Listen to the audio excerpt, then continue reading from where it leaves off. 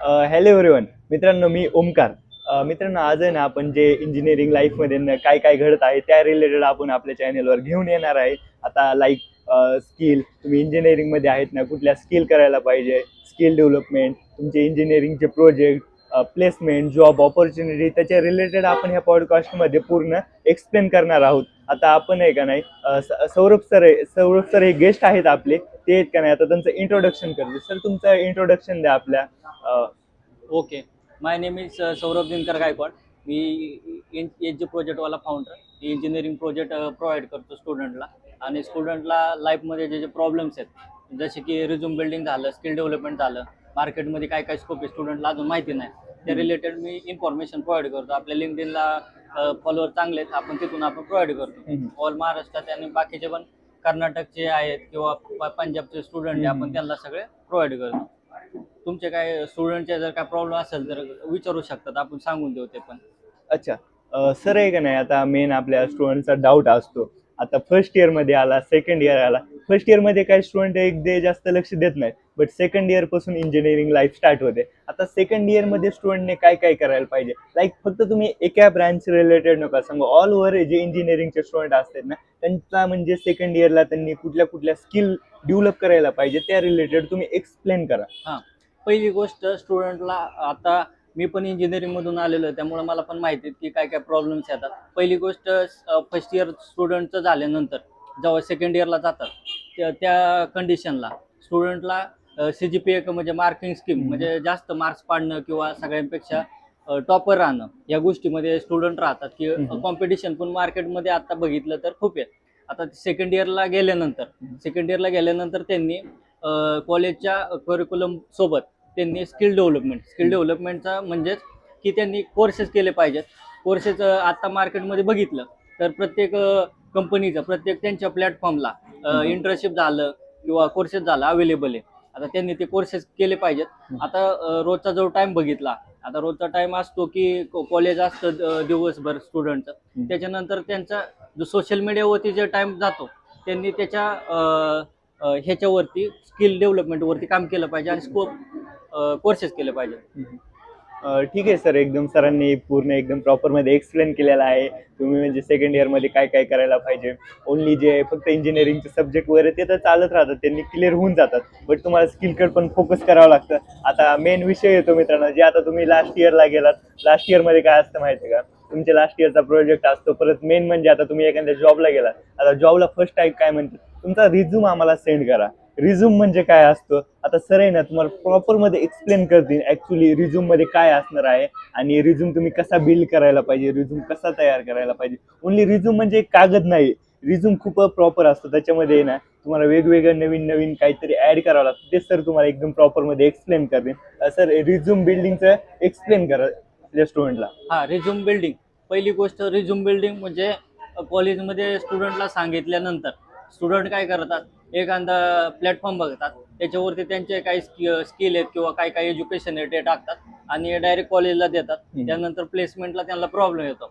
पहिली गोष्ट, तो जो प्रॉब्लेम आहे ते स्टुडंटला समजत नाही. पहिली गोष्ट, फोर्थ इयरपर्यंत स्टुडंटने अभ्यासावरती म्हणजे अभ्यास केलेला असतो पूर्ण. त्याच्यानंतर जेव्हा कंपनी येते त्यावेळेस त्यांना जे मार्क्स आहेत ते विचारत नाही, कारण की जेव्हा पण आपण फोर्थ इयरचे जे आपण बघितलं तर फोर्थ इयरचे मार्क किंवा 3 वर्षाचे जे मार्क्स आहेत ते आपल्या रिझ्यूम मध्ये येत नाही. रिझ्यूम मध्ये पहिल्यांदा बनवताना आपल्याकडे प्लॅटफॉर्म आहेत, कॅनवा झालं, बाकीचे पण सोशल मीडियाला बरेच प्लॅटफॉर्म आहेत. त्याच्यावरती गेल्यानंतर त्यांनी त्यांचं नेम पासून स्टार्टिंग आहे, नेम टाकलं पाहिजे. त्याच्या खाली त्यांचा मेल आयडी पाहिजे, फोन नंबर येतो. त्याच्यानंतर ते एक चूक करतात. पहिली गोष्ट, काय चूक नाही गेली पाहिजेत की ते फोटो टाकतात. ऍक्च्युली रिझ्यूम मध्ये फोटो येत नाही. जे प्रोफेशनल रिझ्यूम असतात, तुम्ही मोठ्या कंपनीचं पण बघा, त्याच्यामध्ये फोटो येत नाही. त्याच्यानंतर तुमच्याकडे काय काय स्किल आहेत. पहिली गोष्ट की तुमच्याकडे जी गोष्ट मास्टर आहे, म्हणजे तुम्ही ज्या गोष्टीमध्ये मास्टर आहे ती पहिल्यांदा रिझ्यूम मध्ये स्टार्टिंगला टाकायची. म्हणजे जो रिझ्यूम ATS होतो त्या कंडिशनला ते हे होतं. म्हणजे आता काय होतं, सगळ्या कंपन्या काय एकदम 10-15 हजार रिझ्यूम येतात. मग त्या कंडिशनला ते काय करतात, ATS करतात. ATS म्हणजे काय, कीवर्ड्स असतात. रिझ्यूम मधले कीवर्ड चेक करतात की ह्या कंपनीला हे कीवर्ड्स पाहिजेत का, या स्किल आहेत का याच्याकडे, ते बघतात. मग आता स्टार्टिंगला स्किलवरती आपण स्किल लिहिले पाहिजेत रिझ्यूम मध्ये. त्याच्यानंतर प्रोजेक्ट. आता इंजिनिअरिंगचे जे प्रोजेक्ट आहेत ते आता काय काय प्रोजेक्ट करतात स्टुडंट, कॉपी पेस्ट प्रोजेक्ट असतात, म्हणजे हो. फीचर्स काही नवीन नसतात. त्यांनी प्रोजेक्ट वरती काम करून प्रोजेक्ट जेवढे पण जास्त प्रोजेक्ट रिझ्यूम मध्ये येतील तेवढे कंपनीला चान्सेस जास्त असतात जॉब प्लेसमेंटसाठी. त्यांनी प्रोजेक्टचं केलं पाहिजे. त्याच्यानंतर तुम्ही लास्टला तुम्ही सर्टिफिकेशनचा एक पॉईंट येतो. हो. तुम्ही सर्टिफिकेशन त्याच्यामध्ये अपलोड केले पाहिजेत. म्हणजे काय काय तुम्ही कोर्सेस केले 4 वर्षाचा जर सगळं बघितलं तर तुम्ही काय काय कोर्सेस केले आणि ते कोर्सेस रिझ्यूम मध्ये टाकले पाहिजे. हे महत्वाचे 4 पॉईंट आहेत. एक पहिल्यांदा स्किल्स, प्रोजेक्ट आणि कोर्सेस, सर्टिफिकेशन. त्याच्यानंतर स्टुडंट आता प्रोजेक्ट स्टार्टिंगला फर्स्ट इयर सेकंड इयरला गेल्यानंतर स्टडी करतात. त्यांनी सेकंड इयर पासून प्रोजेक्ट केला पाहिजे. तेव्हा कुठेतरी त्यांना 4th इयर पर्यंत स्टेट लेवल, नॅशनल लेवल कॉम्पिटिशनला ते पार्टिसिपेट करू शकतात रिझ्यूम बिल्डिंग मध्ये. आणि त्यांची लँग्वेज रिझ्यूम बिल्डिंग मध्ये की लँग्वेज मॅटर करते की काय काय लँग्वेज असली पाहिजे रिझ्यूम मध्ये, ते लँग्वेज आपण टाकू शकतो. त्याच्यानंतर एज्युकेशन तुम्ही कोणत्या कोणत्या कॉलेजला, म्हणजे 10वी पासून 10वीचा जो आहे ना, 10वीला किती मार्क्स होते हे नाही टाकायचं.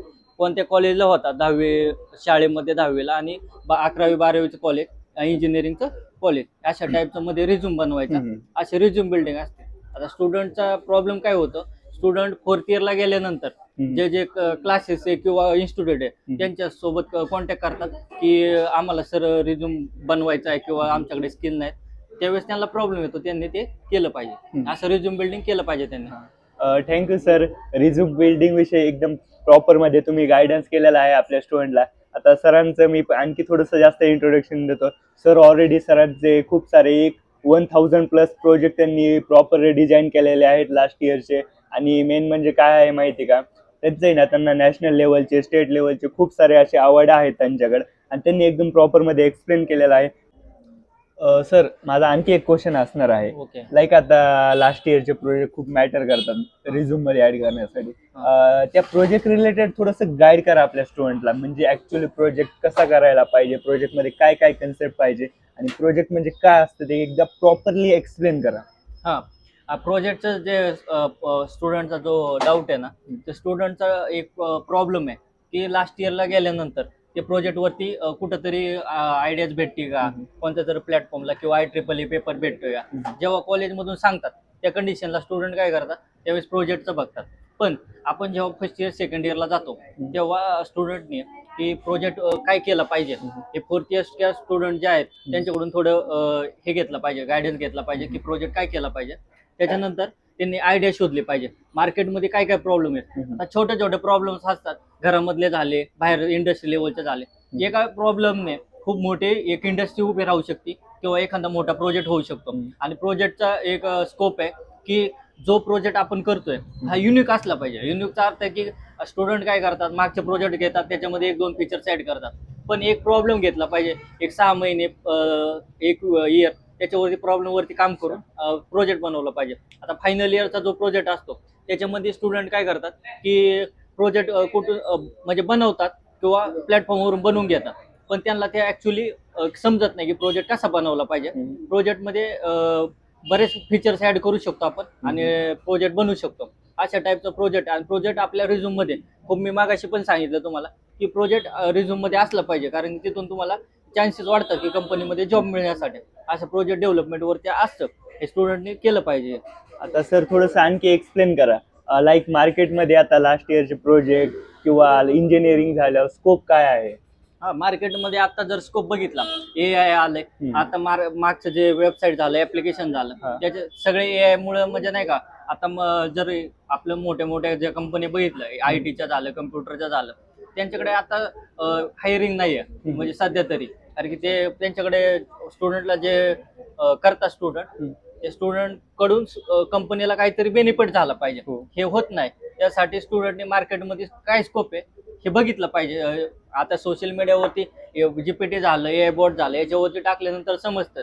पण आता आपल्याकडे मार्केटमध्ये स्कोप जर बघितला, एक हे ABCD म्हणजे काय, AI वरती काम केलं तर मार्केटमध्ये चांगले ऑपॉर्च्युनिटी आहे. त्याच्यानंतर B फॉर बायोटेक म्हणजे फार्मास्युटिकल, म्हणजे फार्मामध्ये गेलं त्याच्यामध्ये स्कोप आहे. त्याच्यानंतर सी फॉर क्रिप्टो. क्रिप्टो म्हणजे फक्त क्रिप्टो कॉइन नाही, क्रिप्टो म्हणजे क्रिप्टोमध्ये ब्लॉकचेन टेक्नॉलॉजी पण आहे. ब्लॉकचेन टेक्नॉलॉजीवरती काम केलं तरी ते होत आहे. त्यानंतर ई फॉर एनर्जी किंवा इलेक्ट्रिक व्हेकल.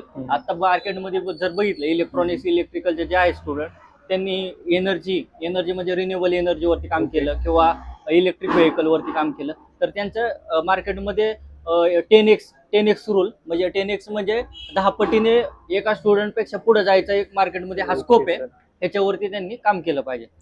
सर आणखी एक क्वेश्चन आहे आपल्याकडे, जी कम्युनिकेशन स्किल आहे ना त्या रिलेटेड एक आम्हाला आमच्या स्टुडंटला शॉर्टमध्ये सांगा. आता कसं आहे माहिती का, सर्व अभ्यासाकडे फोकस करतात, थोडं कम्युनिकेशन स्किल पण डेव्हलप झाले पाहिजे, त्यासाठी एक थोडंसं एक्सप्लेन करा. हा, कम्युनिकेशन स्किल.